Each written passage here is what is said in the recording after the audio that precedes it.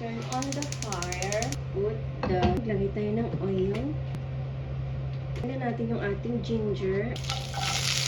Next, ayan, garlic. Ang cute yung lalagyan. Onion. And guys, haluin. Tapos, ilagay ko po yung una nating tanglad. Yung baboy natin, pinakuluan natin ng kaunti lang.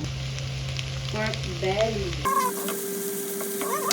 Pork black pepper. Ayan. Ito yung sauce. Ayan natin.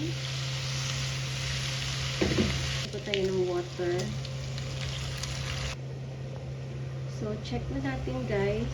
Haluin. Wow! Look at that. Atay na konti.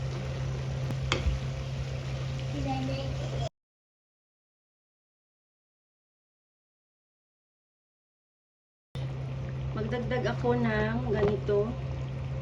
Tapos mag-add ako ng ginger.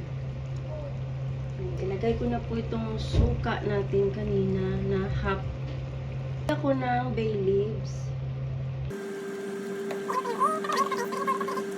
Sugar, ayan. Ayan. Pepper. Sili.